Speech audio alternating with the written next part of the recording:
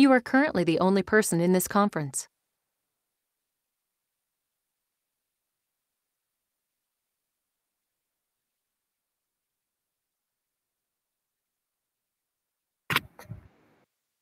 Boleh di chat di kolom komentar apakah sudah jelas atau masih kecil atau suaranya kurang jelas atau bagaimana.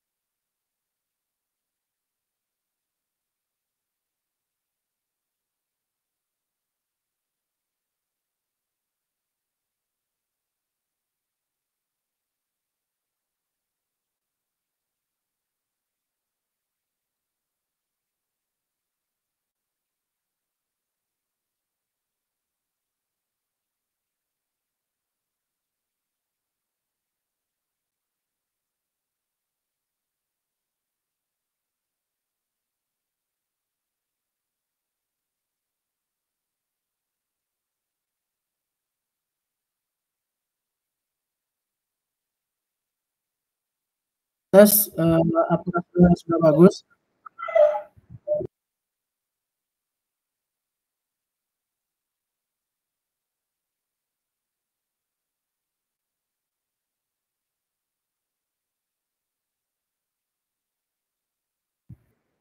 Oke. Assalamualaikum warahmatullahi wabarakatuh. Sebelumnya, saya izin ya.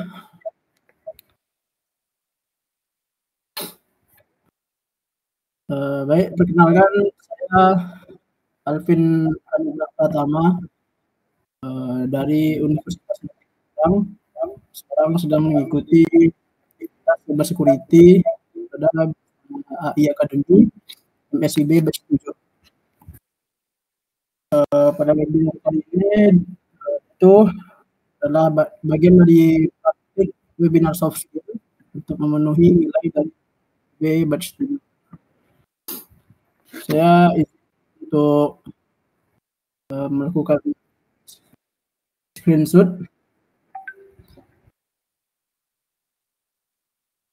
Izin melakukan sebelumnya bisa bikin terlebih dahulu, bisa screenshot untuk bagian dari laporan. Untuk di ini on cam lihat itu oleh tidak sama seperti di mana lihat yang on cam. Jadi teman-teman tidak perlu khawatir untuk on cam, hanya host saja yang bisa lihatnya.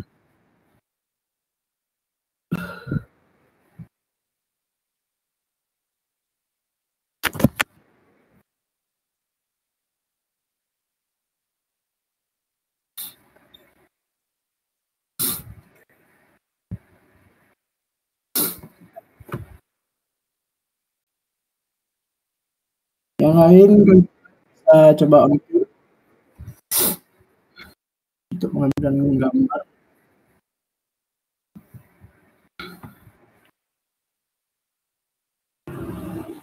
Baik, saya coba screenshot.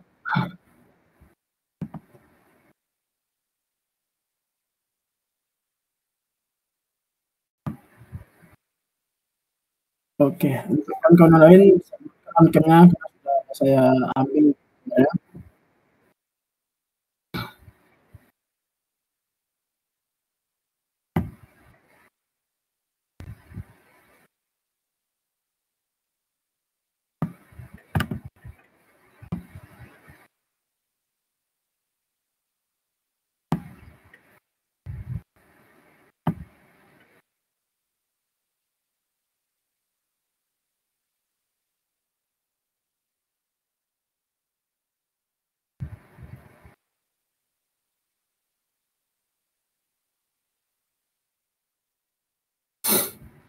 Mungkin bisa kita langsung mulai saja ya untuk materi.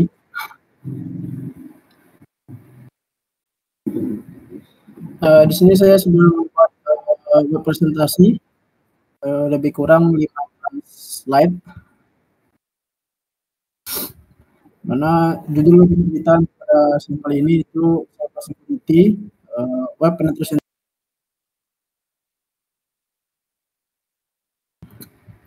Langsung masuk saya. Itu cyber security.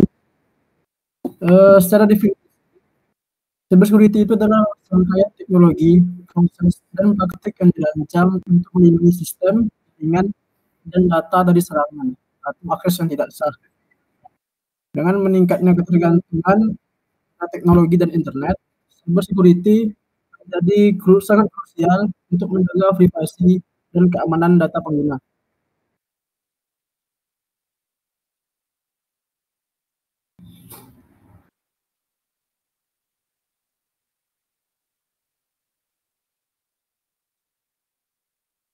Apa sih tujuan utama dari melakukan cyber security ini? Yang pertama itu tentu saja untuk melindungi informasi dari pencurian, kerusakan, dan penyalahgunaan. Yang kedua itu menjamin integritas dan ketersediaan data. Dan yang ketiga mencegah akses yang tidak sah pada sistem atau jaringan. Secara umum, orang yang melakukan aktivitas cyber security disebut sebagai cyber security engineer, karena ini adalah profesi yang bertugas untuk mengamankan komputer dan sistem dari potensi hacker atau cyber attack. Seorang cyber security engineer biasanya membangun atau maintain IT security untuk sebuah organisasi, baik itu dalam perusahaan ataupun proyek-proyek tertentu yang membutuhkan penanganan keamanan. Pada dasarnya, untuk skill dan pekerjaan cyber security engineer itu sama saja dengan black hat hacker atau hacker jahat. Namun di sini untuk cyber security itu bertugas membobol dan mencari celah dalam sebuah aplikasi web dan bisa menggunakan berbagai tools teknik hacking seperti SQL injection, DDoS, access attack, dan lain-lain. Namun antara black hat hacking dengan cyber security engineer bedanya itu terletak pada tujuannya, di mana cyber security engineer ini bertujuan untuk membuat sistem menjadi lebih secure atau lebih aman.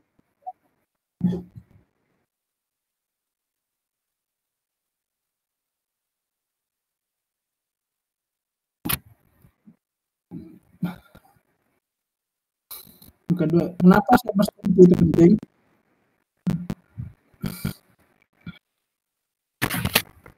Yang pertama itu sebagai solusi untuk mencegah kebocoran data sensitif, di mana keamanan cyber, di mana website sensitif seperti data pengguna, transaksi finansial, informasi pribadi pengguna lainnya. Data pengamanan rentan disalahgunakan oleh pihak tidak berwenang. Untuk menghindari finansial, serangan cyber, peratasan atau pencurian data sebetulnya kerugian finansial besar bagi suatu organisasi maupun bagi user atau pengguna. Yang ketiga itu untuk membangun kepercayaan, di mana keamanan baik akan meningkatkan pengguna. Mereka lebih nyaman memiliki aplikasi keamanan yang baik dan secure. Yang keempat itu menjadi dari serangan pada salah satu ketika malam atau berusaha tersebut.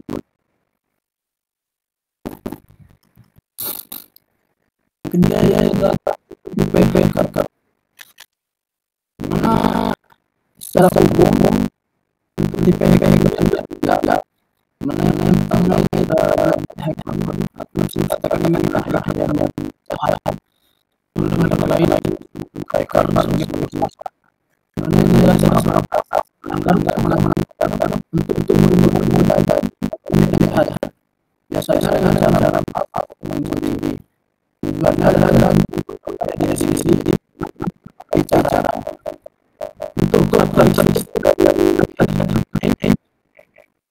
jelas yang melakukannya ini menggunakan atau membeli aplikasi.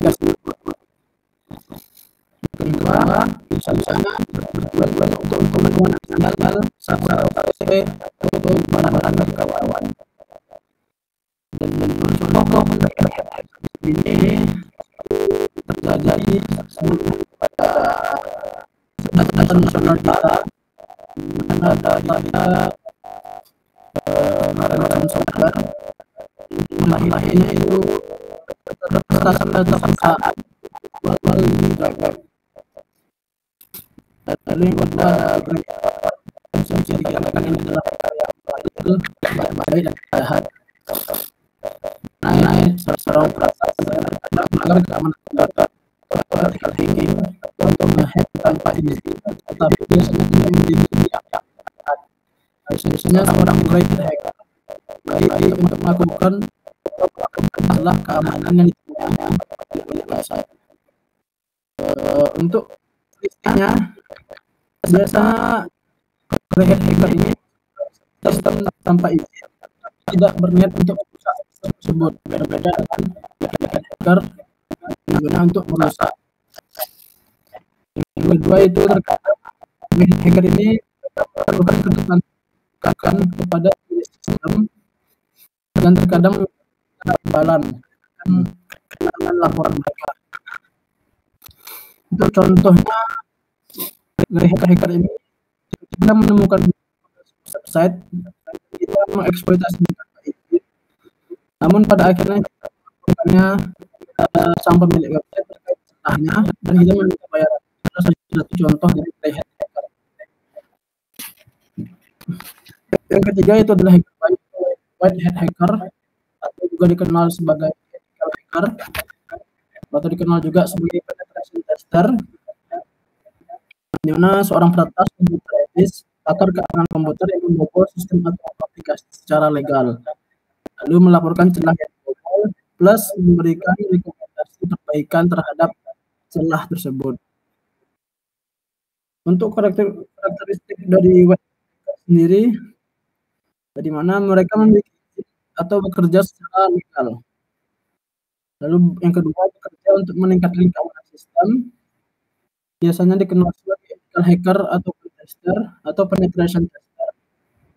Dan untuk contoh sendiri itu adalah melakukan penetration testing untuk memastikan keamanan sistem perusahaan.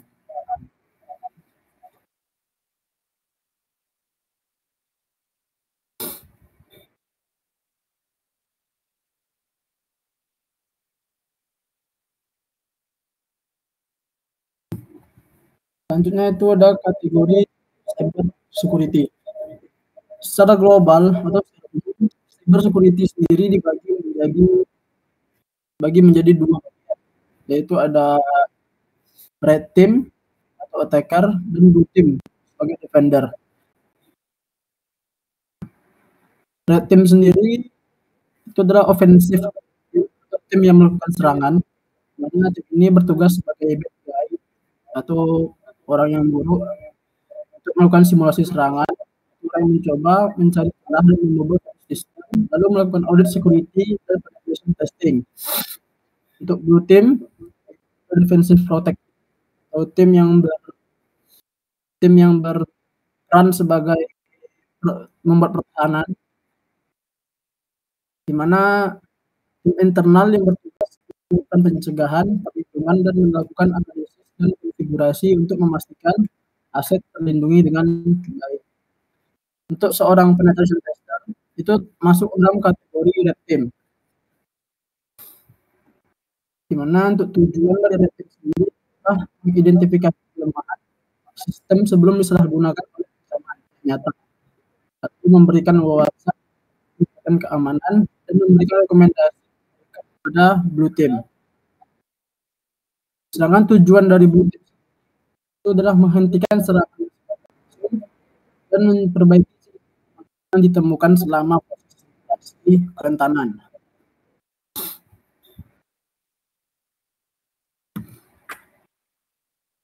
Apa sih itu penetration testing? Penetration testing sendiri adalah suatu kegiatan atau disingkat pentest adalah suatu kegiatan di mana seseorang mencoba mensimulasikan suatu serangan cyber ke dalam suatu sistem yang dimiliki oleh suatu perusahaan atau organisasi atau pemerintahan dengan tujuan untuk membuat sistem tersebut menjadi lebih secure ke depannya.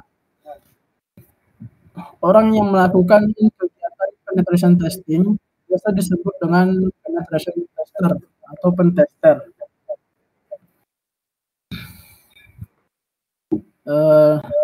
Ini dalam konteks itu penetration testing kita mengambil itu penetration testing.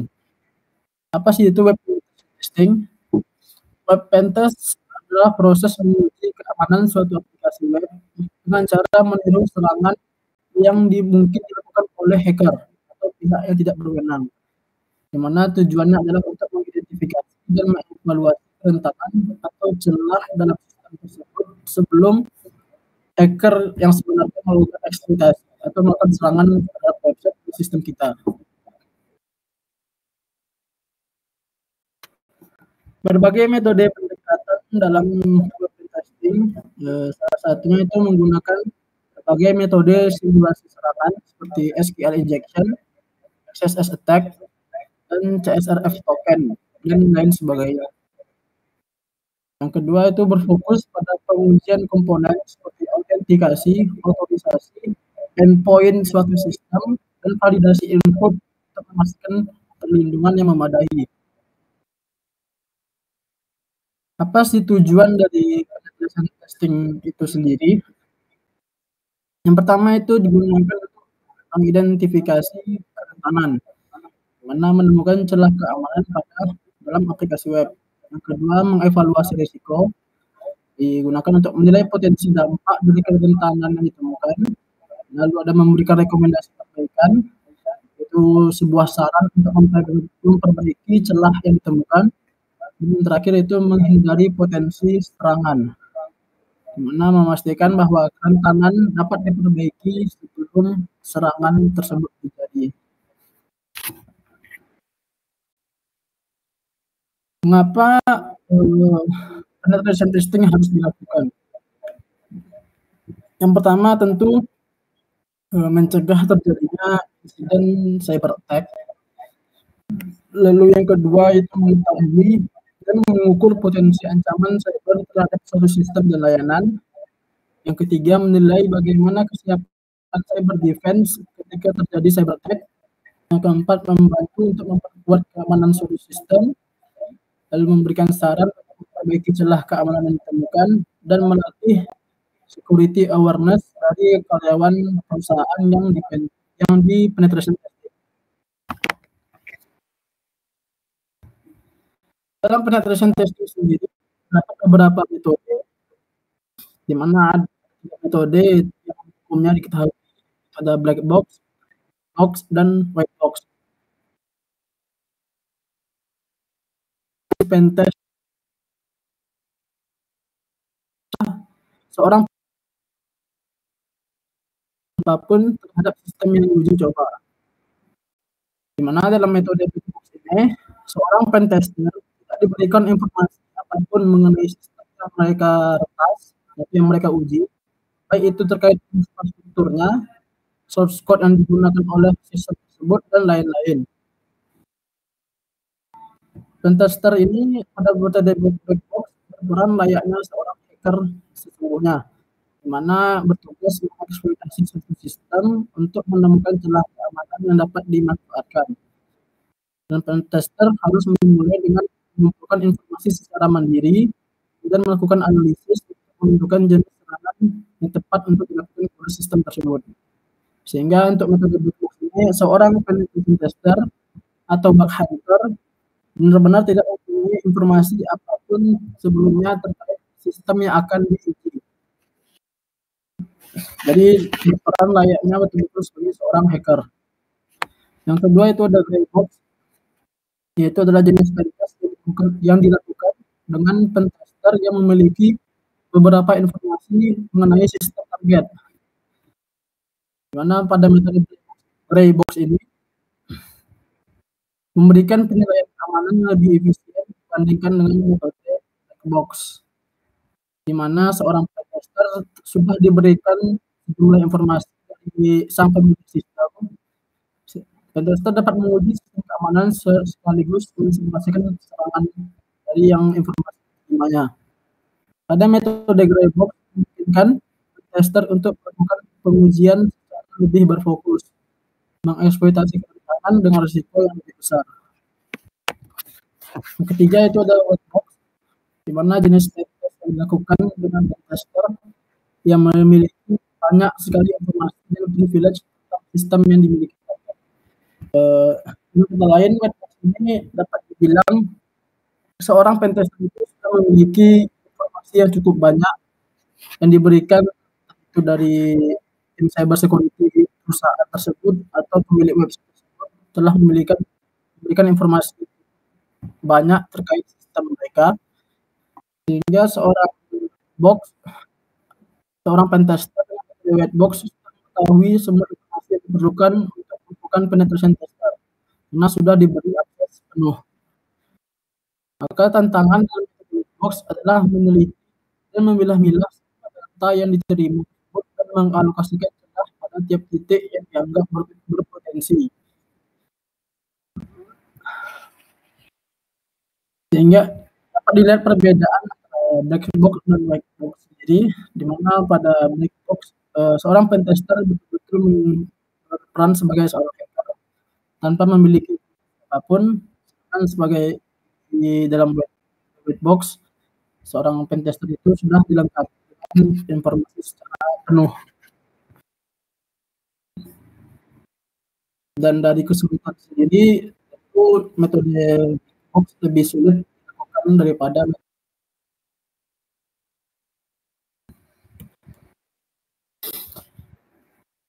penetration testing. Ada beberapa tahap, terutama untuk web penetration testing itu ada 5 tahap. Yang pertama ada reconnaissance, lalu ada scanning, lalu ada vulnerability assessment, exploitation, dan terakhir ada proses pelaporan atau reporting.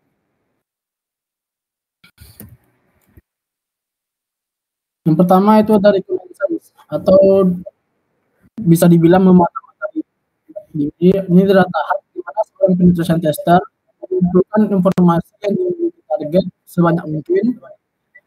Hal ini bisa mencakup seperti port yang terbuka, subdomain yang dimiliki, atau bahkan isi directory dan endpoint yang dimiliki oleh target tersebut.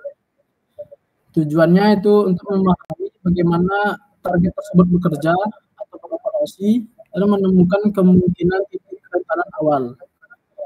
Reconnaissance sendiri memiliki nama lain atau biasa disebut dengan information gathering atau pengumpulan informasi, di mana information gathering sendiri ini memiliki 2 jenis.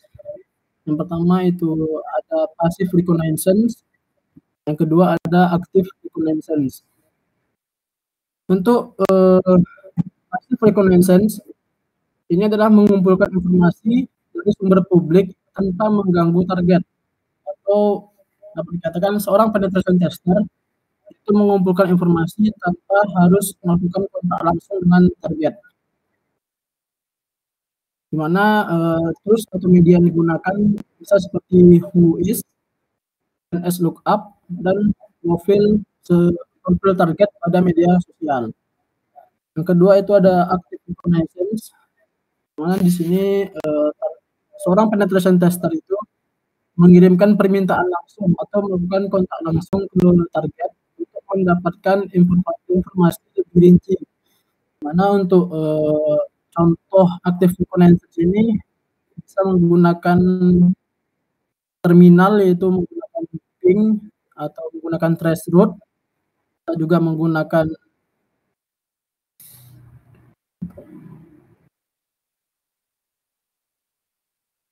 ping, traceroute, atau bisa juga menggunakan nmap dan juga curl ataupun telnet. Nanti untuk di akhir mungkin kita akan ada sedikit praktek, tapi itu mungkin terkait dengan sampai metode reconnaissance saja, terkait dari penggunaan bagaimana sih langkah-langkah passive reconnaissance. reconnaissance dan bagaimana itu langkah aktif dari reconnaissance. Selanjutnya yang kedua itu adalah proses scanning. Ini adalah fase di mana seorang penetration tester menggunakan berbagai teknik, baik itu manual maupun dengan menggunakan tools otomatis untuk mengidentifikasi temuan informasi yang didapatkan pada fase reconnaissance. Pada fase ini juga penetration tester akan melakukan dan mencari kerentanan yang sekiranya dimiliki oleh target, yaitu mengidentifikasi dan mengonfirmasi titik lemah atau layanan yang dapat dieksploitasi. Untuk scanning sendiri ada beberapa tahapan. Yang pertama itu ada port scanning, lalu ada network scanning, dan terakhir ada vulnerability scanning. Port scanning itu adalah memeriksa port terbuka untuk menemukan layanan yang berjalan. Lalu network scanning itu memetakan jaringan untuk mengidentifikasi host dan perangkat yang terhubung ke sistem target. Lalu vulnerability scanning itu adalah scanning mencari celah keamanannya, baik menggunakan alat atau tools otomatis maupun vulnerability scanning menggunakan manual. Selanjutnya itu ada vulnerability assessment. Ini adalah fase di mana seorang penetration tester akan melakukan analisis identifikasi lebih lanjut terhadap kerentanan yang ditemukannya. Lalu penetration tester akan menilai seberapa berbahaya kerentanan tersebut dengan konsep risk management. Dan yang terakhir, seorang penetration tester akan memberikan saran dan tata cara bagaimana kita bisa membetulkan kerentanan ditemukan. Untuk langkah-langkah dari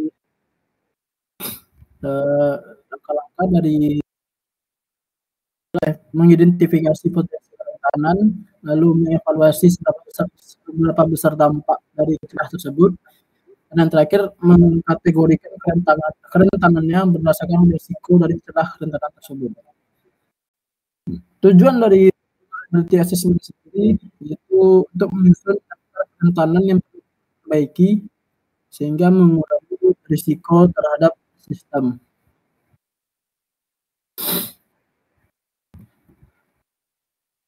Langkah keempat itu adalah eksploitasi. Ini adalah inti dari penetration testing itu sendiri, di mana seorang penetration tester akan melakukan eksploitasi secara penuh terhadap kerentanan yang sebelumnya sudah diketahui dan diidentifikasi.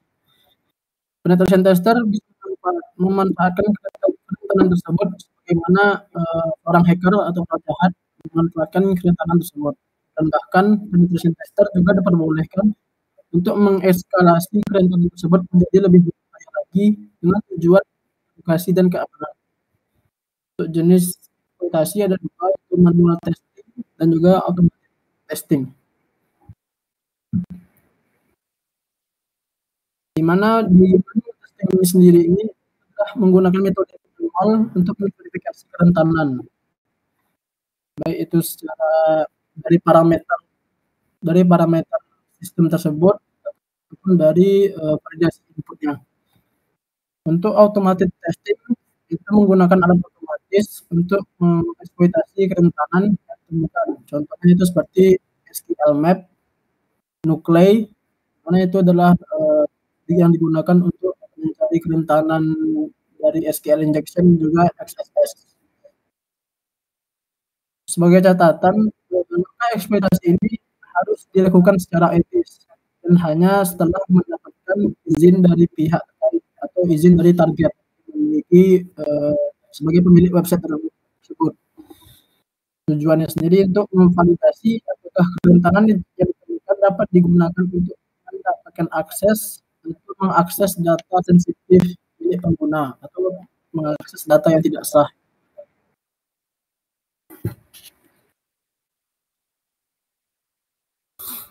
Yang terakhir itu adalah reporting atau proses laporan, di mana pada tahap ini seorang penetration tester diharuskan untuk membuat report hasil penetration testing yang mereka lakukan secara lengkap, seperti apa saja kerentanan yang ditemukannya di fitur yang mana, lalu bukti kerentanannya apa, dan bagaimana cara mencegah kerentanan tersebut. Atau kadang perusahaan juga memiliki tim report yang bertugas untuk membuat report dari hasil kerja yang dilakukan oleh seorang penetration tester. Tujuannya itu untuk memberikan panduan bagi tim pengembang atau keamanan untuk mengatasi dan menutup celah tersebut agar tidak bisa dieksploitasi oleh hacker. Untuk isi dalam laporan sendiri, yang pertama itu ada ringkasan eksekutif, yang adalah penjelasan ringkas tentang hasil dan dampak keseluruhan dari celah tersebut, lalu temuan kerentanan, daftar lengkap kerentanan yang ditemukan, beserta tingkat keparahannya. Yang ketiga ada rekomendasi perbaikan, yaitu solusi dan langkah-langkah perbaikan untuk setiap kerentanan. Dan yang terakhir itu adalah proof of concept atau dokumentasi teknis, di mana detail teknis bagaimana seorang penetration tester itu menemukan celah tersebut dan metode apa yang dia gunakan.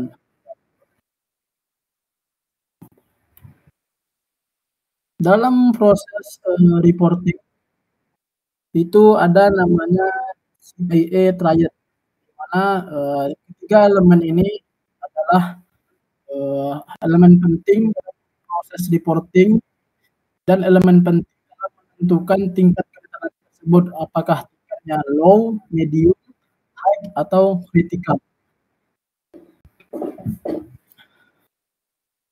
CIA triad itu adalah konsep fundamental dalam keamanan informasi yang mencakup 3 prinsip utama untuk melindungi data sistem. CIA merupakan singkatan dari confidentiality, integrity, dan availability, mana ketiga elemen ini digunakan sebagai kerangka kerja untuk memastikan keamanan dan keandalan informasi sistem.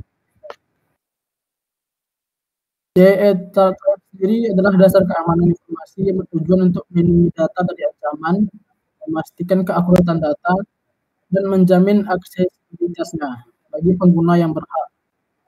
Karena ketiga elemen ini harus selalu dipertimbangkan dalam merancang dan mengimplementasikan sistem keamanan. Yang pertama itu ada confidentiality atau kerahasiaan, itu adalah upaya menjaga kerahasiaan data informasi, upaya menjaga kerahasiaan data informasi dari pihak yang tidak punya wewenang. Di mana tujuan dari ini? Yang pertama itu melindungi data sensitif dari akses yang tidak sah. Yang kedua, menjaga privasi informasi atau privasi informasi dari seorang pengguna. Untuk implementasinya sendiri, implementasi dari confidentiality ini yang pertama itu dengan cara menggunakan enkripsi, mana untuk melindungi suatu data dalam selama penyimpanan data atau transmisi data. Yang kedua itu menggunakan autentikasi seperti password, biometrik, two-factor authentication, dan lain-lain. Yang ketiga itu ada akses control, di mana ini untuk mengatur siapa saja yang bisa mengakses data tersebut. Untuk contoh ancaman sendiri itu kerahasiaan data ini biasanya kebocoran informasi pribadi ke publik, di mana dari selama yang saya lakukan informasi pribadi dari warga negara Indonesia itu sangat mudah diakses melalui Google searching, dan itu adalah salah satu kekurangan dari confidentiality atau kecerobohan dari faktor confidentiality, di mana kerahasiaan data malah muncul terhadap publik. Yang kedua itu ada integritas, adalah upaya menjaga keaslian data agar data tetap asli, informasi, dan tidak dapat berubah, tidak berwenang, tidak bertanggung jawab, sehingga data suatu sistem atau suatu aplikasi itu tetap terjaga keasliannya. Seperti data alamat seorang pengguna, itu hanya pengguna tersebut yang dapat mengganti alamatnya. Itu adalah salah satu contoh dari menjaga integritas data tersebut. Untuk tujuannya sendiri, yang pertama itu melindungi data dari modifikasi atau perubahan data yang tidak sah. Yang kedua, memastikan data yang diterima sama dengan data yang dikirim. Untuk implementasinya sendiri, itu ada proses hashing atau hampir sama dengan enkripsi, cuman hashing itu berubah plain text suatu data menjadi lebih rumit. Lalu yang kedua ada digital signature atau tanda tangan digital, di mana untuk sebagai autentikasi menjaga memastikan keaslian data tersebut. Yang ketiga ada dengan cara melakukan control access atau log audit untuk melacak perubahan. Yang ketiga ada availability atau ketersediaan. Itu adalah upaya untuk menciptakan sebuah informasi dapat diakses kapanpun dan dimanapun. Dan tujuannya itu adalah mencegah gangguan pada layanan yang kritis dan memastikan pengguna yang sah bisa mengakses informasi kapan saja. Untuk implementasinya, yang pertama itu dengan cara melakukan backup data secara berkala. Sehingga apabila data yang satu hilang, data yang lainnya tetap ada di backup. Yang kedua, sistem toleransi kesalahan atau redundancy. Yang ketiga itu perlindungan terhadap serangan DOS atau DDoS. Denial of service, di mana itu adalah suatu serangan, suatu sistem menerima request dalam 1 detik itu lebih atau sangat banyak. Misalnya satu sistem menerima 65.000 request dalam 1 detik. Sehingga apabila dilakukan serangan yang sampai 10 menit, sistem tersebut atau server dari sistem tersebut akan penuh dan akan down. Untuk contoh dari contoh ancaman dari availability ini, yang pertama tadi ada server crash atau server down akibat DDoS. Yang kedua ada serangan DOS. Lalu yang ketiga itu akibat adanya pemadaman listrik. Ini salah satu ancaman bagi availability. Dalam melakukan penetration testing itu juga ada etika dan peraturan yang harus digarisbawahi, di mana untuk etika sendiri seorang penetration tester atau penetration testing harus menjalankan testing dengan cara yang aman, jujur dan sesuai hukum. Lalu menghormati privasi dan data klien atau pihak terkait dan berkomitmen untuk melindungi informasi rahasia selama dan setelah proses testing. Untuk peraturan sendiri, pertama itu harus ada izin resmi atau authorization, karena seorang penetration tester harus memiliki izin tertulis dari pihak yang berwenang untuk melakukan pengujian atau izin tertulis dari orang yang memiliki website atau sebagai pemilik aplikasi tersebut. Yang kedua, dokumentasi jelas, di mana mendokumentasikan setiap langkah, hasil dan temuan secara transparan dan detail. Yang ketiga, penyimpanan data, di mana mengelola data hasil uji secara aman dan menghapusnya jika sudah tidak diperlukan kembali. Mengapa izin ini penting? Seorang pentesting melibatkan simulasi serangan pada sistem, sehingga izin resmi dari pemilik sistem tersebut penting untuk menghindari masalah ke depannya. Di mana untuk proses mendapatkan izin sendiri itu bisa tertulis setelah mendapatkan persetujuan dari pemilik website atau pemilik sistem, mengungkapkan definisi ruang lingkup, di mana menetapkan dengan jelas sistem mana saja yang boleh diuji dan metode apa yang diperbolehkan, dan tanggung jawab terhadap kerusakan sistem. Nah, seorang pentester harus memastikan pemilik sistem memahami risiko yang mungkin terjadi dan mendokumentasikan batas tanggung jawab terkait kerusakan yang tidak disengaja. Menjaga kerahasiaan informasi yang ditemukan selama pengujian dan tidak membocorkannya, salah satu etika dari testing. Lalu melakukan testing untuk perbaikan, bukan untuk merugikan, dan transparansi di mana menginformasikan tanpa data ditemukan. Dengan catatan, jika testing ini tanpa izin, akan dianggap sebagai aktivitas ilegal dan masuk dalam kategori black hat hacker.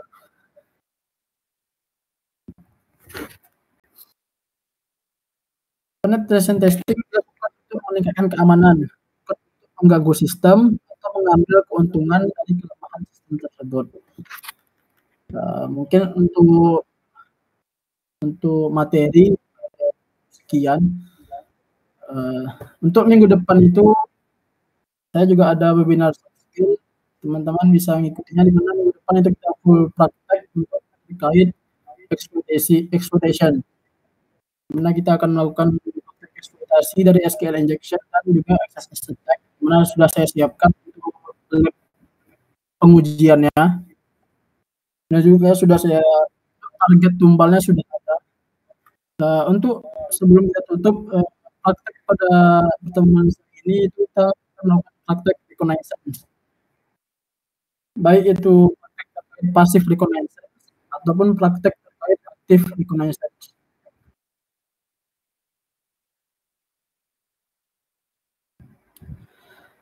Pertama, untuk pasif reconnaissance itu kita bisa mendapatkan data seseorang atau data instansi, informasi tentang instansi yang kita ingin uji itu melalui dari UIS lookup ataupun DNS lookup ataupun melakukan pencairan informasi di media sosial target.